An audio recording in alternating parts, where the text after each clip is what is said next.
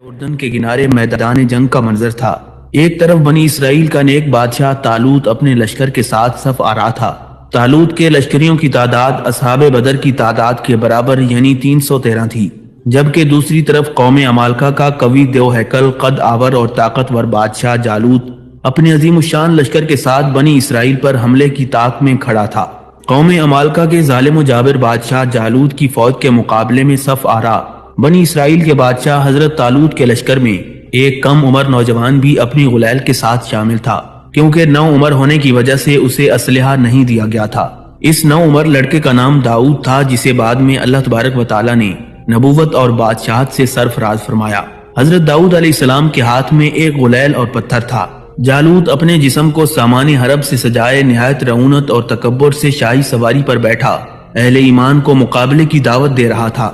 بنی اسرائیل کے بادشاہ طالوت نے اپنے لشکر میں یہ اعلان فرما دیا کہ جو شخص جالوت کو قتل کرے گا میں اپنی شہزادی کا نکاح اس کے ساتھ کر دوں گا اور اپنی آدھی سلطنت بھی اس کو عطا کروں گا۔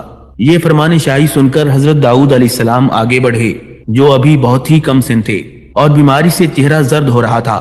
غربت و مفلسی کا یہ عالم تھا کہ انبیاء کی سنت کو پورا کرتے ہوئے بکریاں چرا کر اس کی اجرت سے گزر بسر کرتے تھے۔ جب حضرت داؤد علیہ السلام گھر سے جہاد کے لیے روانہ ہوئے تھے تو راستے میں ایک پتھر ان سے بولا، اے حضرت داؤد مجھے اٹھا لیں، کیونکہ میں حضرت موسیٰ علیہ السلام کا پتھر ہوں۔ پھر دوسرے پتھر نے آپ کو پکارا کہ اے داؤد مجھے اٹھا لے، کیونکہ میں حضرت ہارون علیہ السلام کا پتھر ہوں۔ پھر ایک تیسرے پتھر نے آپ علیہ السلام کو پکار کر عرض کیا، اے حضرت داؤد علیہ السلام مجھے اٹھا لیں، کیونکہ میں جالوت کا قاتل ہوں۔ حضرت داؤد علیہ السلام نے ان تینوں پتھروں کو اٹھا کر اپنے جھولے میں رکھ لیا۔ پھر جب جنگ شروع ہوئی تو حضرت داؤد علیہ السلام اپنی غلیل اور وہ پتھر لے کر صفوں سے آگے بڑھے، اور جب جالوت پر آپ کی نظر پڑی تو آپ نے ان تینوں پتھروں کو اپنی غلیل میں رکھ کر جالوت کو للکارا۔ گوشت کے پہاڑ لہیم شہیم اور طویل القامت جالوت نے حیرت کے ساتھ نوجوان کو دیکھا اور حقارت سے بولا، جا میری آنکھوں کے سامنے سے دور ہو جا، میں تجھے قتل کرنا پسند نہیں کرتا۔ بے خوف کم سن جوان حضرت داؤد علیہ السلام نے جالوت کی آنکھوں میں آنکھیں ڈال کر گرجدار آواز میں جواب دیا، لیکن تجھے قتل کرنا مجھے پسند ہے۔ پھر حضرت داؤد علیہ السلام نے بسم اللہ پڑھ کر غلیل سے تینوں پتھروں کو جالوت کے اوپر پھینکا۔ یہ تینوں پتھر جا کر جالوت کی ناک اور کھوپڑی پر لگے اور اس کے بھیجے کو پاش پاش کر کے سر کے پیچھے سے نکل کر مزید 30 جالوتیوں کو جا لگے، جو سب کے سب مقتول ہو کر گر پڑے۔ پھر حضرت داؤد علیہ السلام نے جالوت کی لاش کو گھسیٹتے ہوئے لا کر اپنے بادشاہ حضرت طالوت کے قدموں میں ڈال دیا۔ اس پر حضرت طالوت اور بنی اسرائیل کے لوگ بے حد خوش ہو گئے۔ جالوت کے قتل ہو جانے سے اس کا لشکر بھاگ نکلا اور حضرت طالوت کو فتح مبین ہو گئی۔ اپنے اعلان کے مطابق حضرت طالوت نے حضرت داؤد علیہ السلام کے ساتھ اپنی لڑکی کا نکاح کر دیا اور اپنی آدھی سلطنت کا انہیں سلطان بنا دیا۔ پھر پورے 40 سال بعد جب بنی اسرائیل کے بادشاہ طالوت کا انتقال ہوا تو حضرت داؤد علیہ السلام پوری سلطنت کے بادشاہ بن گئے، اور جب حضرت شموئیل علیہ السلام کی وفات ہو گئی تو اللہ تبارک و تعالی نے حضرت داؤد علیہ السلام کو سلطنت کے ساتھ نبوت سے بھی سرفراز فرما دیا۔ ناظرین، حضرت داؤد علیہ السلام 965 قبل مسیح میں فلسطین میں پیدا ہوئے۔ آپ علیہ السلام حضرت ابراہیم علیہ السلام کی نسل میں سے تھے۔ حضرت داؤد علیہ السلام پستہ قد کے مالک تھے، آنکھیں نیلی تھیں، جسم پر بال بہت کم تھے، چہرے سے پاکیزگی جھلکتی تھی، نہایت ہمدرد، قوی، بہادر اور نڈر ہونے کے ساتھ ساتھ حکمرانی اور فیصلہ کرنے کی صلاحیت تحفہ خداوندی تھی۔ حضرت داؤد علیہ السلام سے پہلے بنی اسرائیل میں نبوت آل لاوی بن یعقوب میں چلی آ رہی تھی، جبکہ بادشاہت دوسرے خاندان یہودا بن یعقوب میں تھی، لیکن اللہ رب العزت نے پہلی مرتبہ دونوں اعزازات ایک ہی شخصیت میں جمع فرما دیے۔ حضرت داؤد علیہ السلام اللہ کے برگزیدہ نبی اور رسول بھی تھے اور بادشاہ بھی۔ انبیاء کرام علیہم السلام میں حضرت آدم علیہ السلام کے بعد حضرت داؤد علیہ السلام ہی وہ پیغمبر ہیں جنہیں قرآن مجید میں خلیفہ کے لقب سے نوازا گیا۔ قرآن کریم کی سورہ سعد کی آیت نمبر 26 میں ارشاد باری تعالیٰ ہے، اے داؤد ہم نے تمہیں زمین پر خلیفہ بنا دیا، تم لوگوں کے درمیان حق کے ساتھ فیصلے کرو۔ ناظرین، اللہ رب العزت نے حضرت داؤد علیہ السلام پر زبور نازل فرمائی۔ قرآن کریم کی سورہ بنی اسرائیل میں ارشاد ہے، اور ہم نے بعض پیغمبروں کو بعض پر فضیلت بخشی اور داؤد کو زبور عنایت کی۔ سورہ نساء میں ارشاد باری تعالیٰ ہے، اور ہم نے داؤد کو زبور بھی عنایت کی تھی۔ امام بغوی رحمۃ اللہ علیہ نے اپنی تفسیر میں لکھا ہے کہ زبور اللہ کی کتاب ہے جو حضرت داؤد علیہ السلام پر نازل ہوئی۔ اس میں 150 صورتیں ہیں جو دعاؤں اور حمد و ثنا پر مشتمل ہیں، تاہم ان میں حلال و حرام اور فرائض و حدود کا بیان نہیں ہے۔ زبور کے معنی پارے یا ٹکڑے کی ہیں۔ दरअसल ज़बूर के नज़ूल का मकसद तौरात की तकमील था, इसलिए गोया ये तौरात ही का एक हिस्सा या टुकड़ा है और अल्लाह रब्बुल इज़्ज़त की हम्द व सना से मुज़य्यन है। हजरत दाऊद अलैहिस्सलाम को अल्लाह तबारक व तआला ने दिल नशीन आवाज और सहर अंगेज लाहन अता फरमाया था। आप अलैहिस्सलाम जब ज़बूर की तिलावत फरमाते थे तो वजद आफरीन तिलावत से मसूर होकर चरिंद परिंद, दरख्त, पहाड़, जिन्नो इंस, दरियाओ, समंदर यानी सब अल्लाह तबारक व तआला की हम्द व सना में महव हो जाते थे। इसीलिए आज तक लाहन दाऊदी ज़रबुल मिसल है। मुस्नद अहमद में हजरत अबू हुरैरा रज़ियल्लाहु तआला अन्हु से मरवी हदीस शरीफ मौजूद है कि सरकार दो आलम सल्लल्लाहु अलैहि वसल्लम ने इरशाद फरमाया, हजरत दाऊद अलैहिस्सलाम पर करात को आसान और हल्का कर दिया गया था। वो अपने घोड़े पर जीन कसने का हुक्म फरमाते और इससे पहले कि जीन कसी जाती आप अलैहिस्सलाम पूरी ज़बूर तिलावत कर चुके होते। इसी तरह हुजूर नबी करीम सल्लल्लाहु अलैहि वसल्लम जब हजरत अबू मूसा अशअरी रज़ियल्लाहु तआला अन्हु की तिलावत कुरान सुनते तो फरमाते, अबू मूसा को अल्लाह तबारक व तआला ने लाहन दाऊदी अता फरमाया है। नाज़रीन, कुरान मजीद की 9 सूरह मुबारका में 16 मकामात पर हजरत दाऊद अलैहिस्सलाम का जिक्र किया गया है। बाज़ सूरतों में तफसील से और बाज़ में मुख्तसर तौर पर आप अलैहिस्सलाम के हालात व वाक़यात बयान किए गए हैं, जबकि उन पर नाजिल करदा किताब ज़बूर का 3 सूरतों में जिक्र मौजूद है। अल्लाह तबारक व तआला ने पहाड़ों, परिंदों और जानवरों को हुक्म दिया था कि जब हजरत दाऊद अलैहिस्सलाम अल्लाह रब्बुल इज़्ज़त का जिक्र करें तो वो भी उन कलिमात को दोहराएं।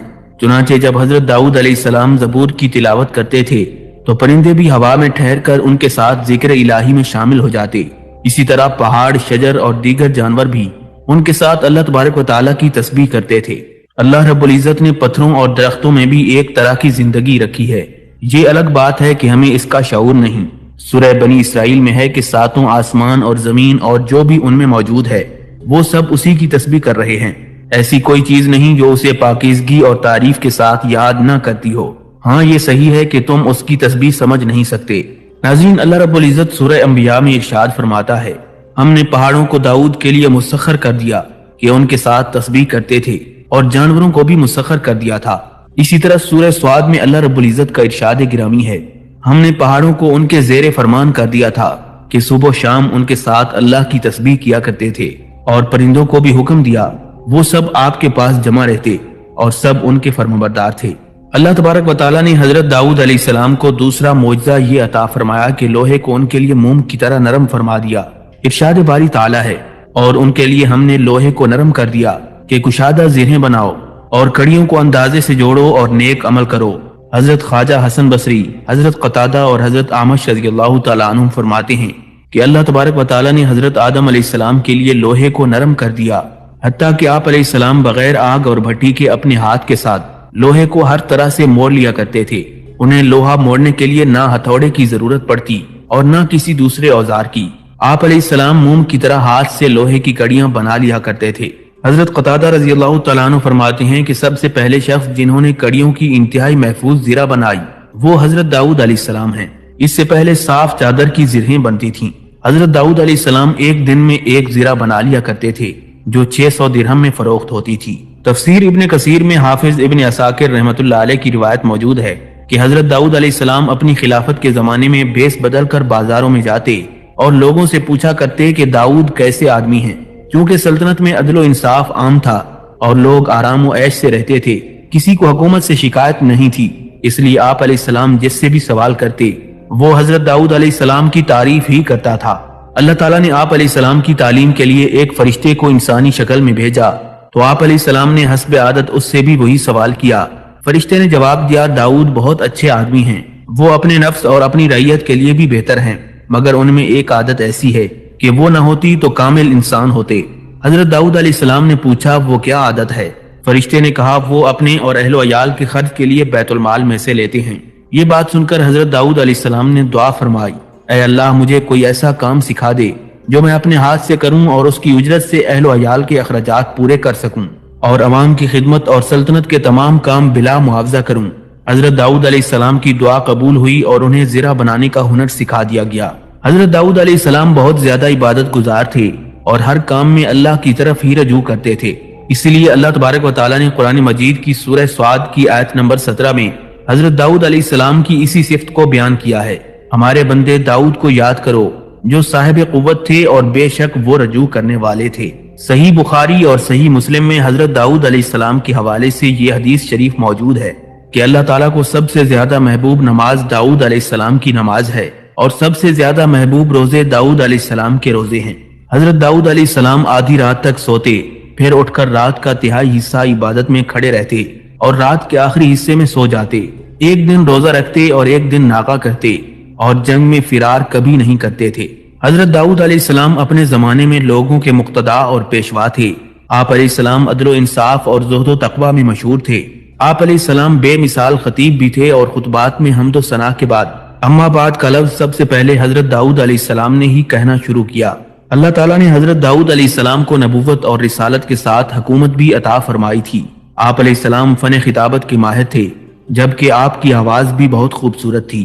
آپ علیہ السلام نے درس و تبلیغ اور واعظ و نصیحت کے ذریعے بنی اسرائیل میں جذبہ جہاد ابھارا اور بنی اسرائیل کو کفار و مشرکین کے ساتھ جنگ پر آمادہ کیا۔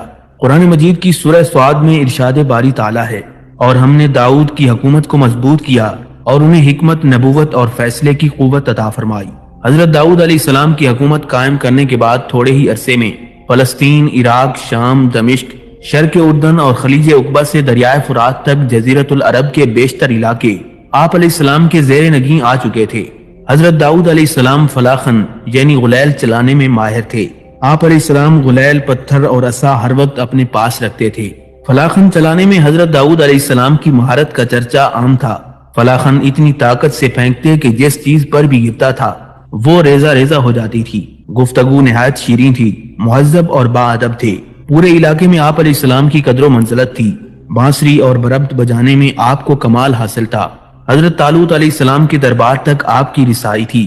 حضرت شموئیل علیہ السلام کو عمر کے آخری حصے میں وحی کے ذریعے حضرت داؤد علیہ السلام کی نبوت اور بادشاہت کی اطلاع دے دی گئی تھی۔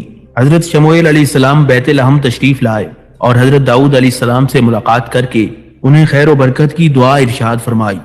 ناظرین، قرآن مجید میں بہت سی قوموں کے ایسے واقعات بیان کیے گئے ہیں جن میں ان کے غلط اعمال اور اللہ تعالیٰ کے احکام و حدود سے تجاوز کی پاداش میں انہیں عذاب الہی کا سامنا کرنا پڑا۔ اسی سلسلے میں ایک مشہور اور عبرتناک واقعہ حضرت داؤد علیہ السلام کی قوم یعنی اصحاب سبت کا ہے۔ یہ واقعہ یہودیوں کی ایک بستی سے تعلق رکھتا ہے۔ حضرت داؤد علیہ السلام کی قوم کے جن لوگوں نے اللہ رب العزت کی نافرمانی کی، اللہ تبارک و تعالیٰ نے بطور سزا انہیں بندر بنا دیا۔ قوم بنی اسرائیل کے لیے سبت یعنی ہفتے کے دن مچھلی کا شکار کرنا حرام قرار دیا گیا تھا، لیکن ان کی آزمائش کے طور پر ہفتے کے دن زیادہ اور بڑی مچھلیاں ظاہر ہوتی تھیں، اور مچھلیوں کی آمد اس قدر افراد کے ساتھ ہونے لگی کہ سمندر کے تمام کنارے مچھلیوں سے بھر جاتے تھے، جس کی وجہ سے بنی اسرائیل میں سے ایک گروہ نافرمانی کرتے ہوئے ہیلا سازی کرنے لگا۔ اس حوالے سے علامہ ابن کثیر حضرت ابن عباس رضی اللہ تعالیٰ عنہ کے حوالے سے لکھتے ہیں، حضرت اکرمہ رضی اللہ تعالیٰ عنہ بیان فرماتے ہیں کہ میں ایک دن حضرت ابن عباس رضی اللہ تعالیٰ عنہ کی خدمت میں حاضر ہوا تو وہ رو رہے تھے۔ میں نے دیکھا کہ ان کی گود میں قرآن مجید کھلا رکھا ہوا ہے۔ میں کچھ دیر تک ان کی ہیبت کی وجہ سے ان کے قریب نہ ہوا، لیکن جب اسی حالت میں کافی دیر ہو گئی تو پھر میں آگے بڑھ کر بیٹھ گیا۔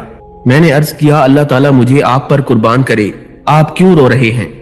حضرت عبداللہ ابن عباس رضی اللہ تعالیٰ عنہ نے فرمایا، قرآن مجید کے ان اوراق نے مجھے رلا دیا ہے۔ وہ سورہ اعراف تھی۔ حضرت اکرمہ رضی اللہ تعالیٰ عنہ فرماتے ہیں کہ حضرت عبداللہ ابن عباس رضی اللہ تعالیٰ عنہ نے مجھ سے پوچھا، کیا تم ایلا کو جانتے ہو؟ میں نے کہا، ہاں میں جانتا ہوں۔ انہوں نے کہا، وہاں کچھ یہودی آباد تھے۔ ہفتے کے دن مچھلیاں ساحل پر نمودار ہوتیں، پھر غائب ہو جاتیں، جنہیں حاصل کرنے کے لیے انہیں سخت محنت کرنی پڑتی تھی۔ ہفتے کے دن خوب موٹی اور عمدہ مچھلیاں پانی کے اوپر تیرتے ہوئے کثرت سے آتی تھیں۔ کچھ عرصہ اسی طرح گزر گیا، پھر شیطان نے قوم داؤد کے کچھ لوگوں کو اکسایا کہ ہفتے کے دن تو تمہیں صرف مچھلیاں کھانے سے منع کیا گیا ہے، شکار کرنے سے تو منع نہیں کیا گیا، سو تم ہفتے کے دن مچھلیاں پکڑ کر دوسرے دن کھا لیا کرو۔ چنانچہ قوم داؤد میں سے کچھ لوگوں نے اس قانون میں چور دروازہ نکال لیا۔ وہ ہفتے کے روز ساحل پر جا کر گڑھے کھودتے اور نالیوں کے ذریعے انہیں سمندر سے ملا دیتے۔ اب وہ سمندر کا پانی ان گڑھوں میں لے کر آتے تو پانی کے ساتھ مچھلیاں گڑھوں میں آ جاتی اور پھر وہ ان کی واپسی کا راستہ بند کر دیتے۔ اگلے روز اتوار کو جا کر ان مچھلیوں کو آسانی سے پکڑ لیتے اور کہتے کہ ہم ہفتے کے روز تو مچھلیوں کو ہاتھ نہیں لگاتے۔ اس طرح شریعت کے حکم کے ساتھ انہوں نے یہ مذاق کرنا شروع کر دیا اور مقدس ہفتے کے دن کے حکم کی اصل روح کو مسخ کر دیا۔ حکم کی اصل روح تو یہ تھی کہ 6 دن دنیا کے کام کرو और 7वां दिन अल्लाह रब्बुल इज्जत की इबादत के लिए वक्फ कर दो। लेकिन हजरत दाऊद अलैहिस्सलाम की कौम ने ये दिन भी गड्ढे खोदने, पानी खोलने और बंद करने में सरफ करना शुरू कर दिया। जब यहूद के एक गिरोह ने सब्त के अहकाम के बारे में नाफरमानी की तो दूसरा गिरोह उसकी हिला साजी और कारिस्तानी को देखकर उसको खुदा के अजाब और उसकी नाराजगी से डराता और उससे अपनी बरात का भी इजहार करता था। एक तीसरा गिरोह भी था जो अमर बिल मारूफ और नही अनिल मुनकर का फरीजा अंजाम देने वालों को ये समझाने की कोशिश करता था कि आखिर इस गिरोह की नाफरमानी पर वाज़ो नसीहत से कुछ फायदा होने वाला नहीं, ये हरगिज अपनी रविश से बाज नहीं आने वाले। लेकिन इस तीसरे गिरोह में भी हफ्ते के अहकाम की बेहुरमती का रुझान बढ़ने लगा और वो इसकी इलानिया खिलाफ वर्जी करने लगे। कुरान मजीद में असहाब सब्त की बस्ती का नाम दर्ज नहीं है, सिर्फ इतना बताया गया है कि वो बस्ती साहिल समंदर पर वाक़ थी। ये वही बस्ती है जिसका नाम ईला था और ये बहरे कुलजम के किनारे पर वाक़ थी। हजरत इब्न अब्बास रज़ियल्लाहु तआला अन्हु फरमाते हैं ये वही बस्ती है जिसे ईला कहा जाता है और जो मदियन और तूर के दरमियान वाक़ है। फिर कौम दाऊद की बस्ती के भी 2 हिस्से कर लिए गए और उनके बाहमी ताल्लुकात मुनक़ते हो गए। एक रोज महसूस हुआ कि जिस हिस्से में नाफरमान लोग रहते हैं वहाँ बिल्कुल सन्नाटा है।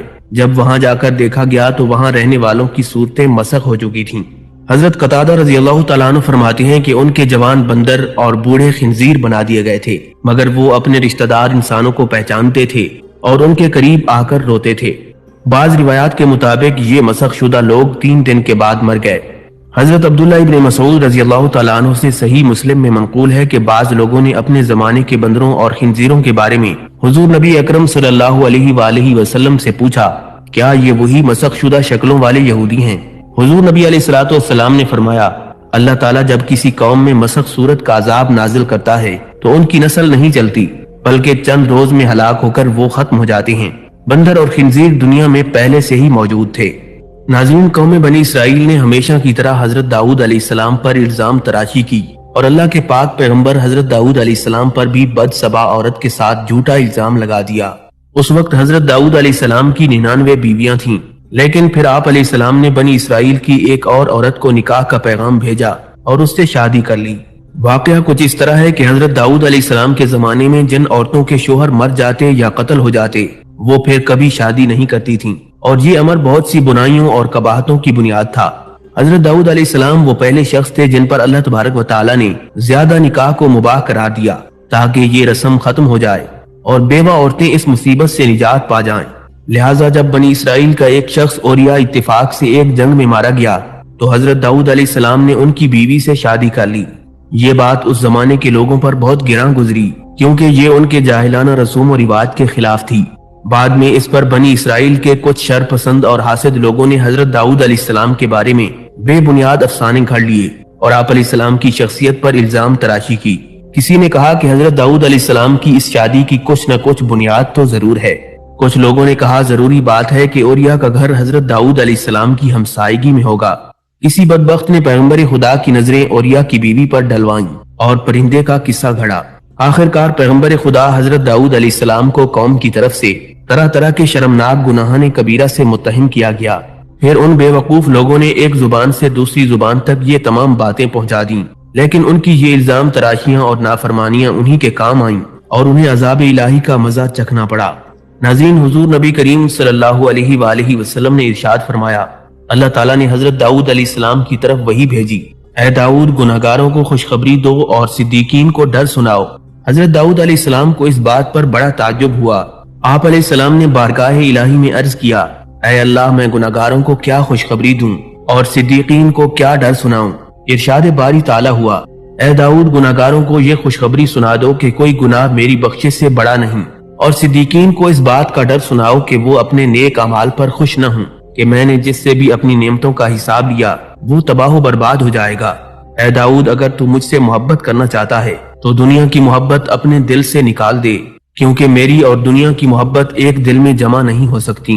ऐ दाऊद, जो मुझसे मोहब्बत करता है वो रात को उस वक्त नमाज में खड़ा होता है जब लोग सो रहे होते हैं। वो उस वक्त तन्हाई में मुझे याद करता है जब गाफिल लोग मेरे जिक्र से गफलत में पड़े होते हैं।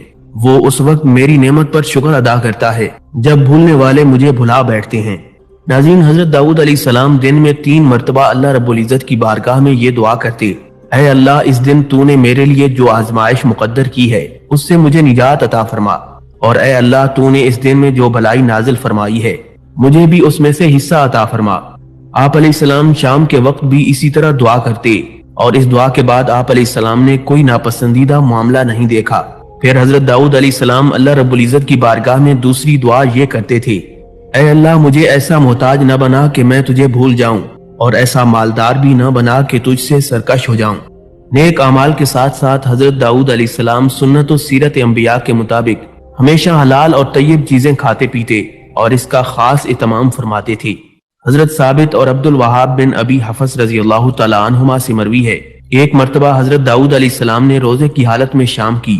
وقت افطار آپ کی بارگاہ میں دودھ پیش کیا گیا تو آپ نے فرمایا، تمہارے پاس یہ دودھ کہاں سے آیا؟ لوگوں نے عرض کیا، یہ ہماری بکری کا دودھ ہے۔ حضرت داؤد علیہ السلام نے پوچھا، بکری خریدنے کے پیسے کہاں سے آئے تھے؟ لوگوں نے عرض کیا، یا نبی اللہ آپ یہ باتیں کیوں پوچھ رہے ہیں؟ حضرت داؤد علیہ السلام نے ارشاد فرمایا، ہم رسولوں کے گروہ سے ہیں اور ہمیں حلال رزق کھانے اور نیک عمل کرتے رہنے کا حکم دیا گیا ہے۔ ناظرین، حضرت داؤد علیہ السلام بہت زیادہ خوف خدا رکھتے تھے۔ حضور نبی کریم صلی اللہ علیہ وآلہ وسلم نے ارشاد فرمایا، لوگ حضرت داؤد علیہ السلام کو بیمار سمجھتے ہوئے ان کی عیادت کرتے تھے، حالانکہ حضرت داؤد علیہ السلام کو کوئی مرض نہیں تھا بلکہ وہ خشیت الہی میں مبتلا تھے۔ حضرت خالد بن درکل رحمۃ اللہ علیہ سے مروی ہے کہ حضرت داؤد علیہ السلام کی حضرت لقمان علیہ السلام سے ملاقات ہوئی تو آپ علیہ السلام نے فرمایا، اے لقمان تم نے کس حال میں صبح کی؟ حضرت لقمان علیہ السلام عرض کرنے لگے، اس تصور میں کہ میری جان دوسرے کے قبضے میں ہے، یعنی خدا کے قبضے میں۔ حضرت داؤد علیہ السلام نے اس بات میں غور و تفکر کیا تو خوف خدا سے آپ کی چیخ نکل گئی۔ حضرت ابن ثابت رحمۃ اللہ علیہ سے مروی ہے کہ حضرت آدم علیہ السلام کے بعد اگر حضرت داؤد علیہ السلام کے خوف خدا کے سبب بہنے والے آنسوؤں کا تمام اہل زمین کے آنسوؤں سے موازنہ کیا جائے تو دونوں برابر ہوں گے۔ ناظرین، حضرت داؤد علیہ السلام کے زمانے میں ایک شریف النفس اور کمزور آدمی تھا۔ وہ اللہ کے حضور یہ دعا کرتا رہتا تھا کہ مجھ غریب بے سہارا کو غیب سے روزی عطا فرما اور مجھے محنت و مشقت میں نہ ڈال۔ مریل گدھے پر گھوڑوں اور اونٹوں کا بوجھ نہیں لادا جا سکتا، پاؤں والا تو چل کر روزی پیدا کر سکتا ہے اور جس کے پاؤں نہ ہوں اس کو صرف تیرا ہی آسرا ہے۔ اے سب کی سننے والے پروردگار، میں منہ سے تجھ سے ہی مانگ سکتا ہوں لیکن مشقت کرنے کی مجھ میں طاقت نہیں۔ بس یہی ورد و وظائف اس کے دن رات کی مصروفیت تھی اور اس کا یہ عمل ہر عام و خاص میں مشہور ہو چکا تھا۔ لوگ اس کے بارے میں طرح طرح کی باتیں کرتے کہ خدا نے ہر شخص کی روزی محنت و مشقت کے راستے اتاری ہے، لیکن اسے دیکھو ہاتھ پیر ہلائے بغیر خدا سے اپنا رزق طلب کرتا ہے۔ لوگ کہتے پیغمبر خدا حضرت داؤد علیہ السلام کو دیکھو جنہیں اللہ رب العزت نے کئی معجزات سے نوازا ہے۔ ہمارے نبی حضرت داؤد علیہ السلام خوش الہان ایسے ہیں کہ جن و انس اور چرند پرند تو ایک طرف، ان کے کلام سے پہاڑ بھی متاثر ہوتے ہیں، باوجود اتنی شان کے وہ بھی بغیر مشقت کے روزی حاصل نہیں کرتے۔ مگر اسے دیکھو، یہ ناکارہ انسان یہ چاہتا ہے کہ اسے بیٹھے بٹھائے خزانہ مل جائے اور کوئی کسب نہ کرنا پڑے۔ لوگ طرح طرح کی باتیں کرتے لیکن وہ شخص اپنی آہوزاری میں لگا رہتا۔ خدا سب کی دعائیں سنتا ہے اور مرادیں بھی پوری کرتا ہے۔ اس شخص نے دعاؤں اور رونے دھونے کی حد کر دی تو رحمت خداوندی جوش میں آ گئی اور اس کی مراد بر آئی۔ اس کے گھر کا دروازہ کھلا اور ایک گائے اس کے گھر میں گھس آئی۔ اس نے فوراً گائے کو پکڑا اور ٹانگیں باندھ کر بلا تعامل حلق پر چھری پھیر کر ذبح کر ڈالا۔ پھر قصاب کو بلا کر کہا کہ اس کو کاٹ کر بوٹیاں بنا دے۔ گائے کا مالک گڑی کوچوں کی خاک چھانتا ہوا ادھر آ نکلا۔ اس نے دیکھا کہ گائے ذبح ہو چکی ہے اور کسائی اس کی بولیاں کرنے میں مصروف ہے۔ گائے کے مالک نے رونا دھونا اور چلانا شروع کر دیا، ارے ظالم، یہ کیا غضب کیا؟ یہ گائے تو میری تھی، تجھے بھلا کیا حق تھا اسے پکڑ کر ذبح کرنے کا؟ دعا مانگنے والے نے جواب دیا، سنو بھائی، زیادہ چیخنے چلانے کی ضرورت نہیں، میں برسوں سے اس دعا میں مصروف تھا کہ اے اللہ میرا رزق میرے پاس پہنچا دے۔ اللہ رب العزت نے میری دعا قبول فرما لی ہے، میں نے اسے خداداد سمجھ کر ذبح کر ڈالا۔ یہ جواب سن کر گائے کے مالک کے غیظ و غضب کی انتہا نہ رہی۔ اس نے پہلے تو درویش کو خوب مارا اور پھر پکڑ کر حضرت داؤد علیہ السلام کی عدالت میں لے گیا اور حضرت داؤد علیہ السلام کو سارا ماجرا بیان کر دیا۔ لوگوں نے گائے کے مالک کی باتیں سنی تو اسی کو حق پر قرار دیا۔ درویش نے اس بے بسی کی حالت میں آسمان کی طرف منہ اٹھا کر کہا، اے خدائے رحمان و رحیم، تو اچھی طرح جانتا ہے کہ میں نے اپنی آرزو کی تکمیل کے لیے سینکڑوں روز و شب آہوزاری کرنے اور دعا مانگنے میں صرف کر دیے، اور میں نے روز الست جو خواب دیکھا تھا اسی نے مجھے تیری بندگی میں مست کر رکھا تھا۔ میں نے جب اپنی مراد پائی تو یہ مجھے تیرا بندہ نافرمان سمجھ کر شیطان کی طرح کوس رہا ہے۔ اے اللہ میں تیرے حضور دعا کرتا ہوں کہ میری فریاد کو سن کر میری پردہ پوشی فرما اور مجھے ذلیل ہونے سے بچا لے۔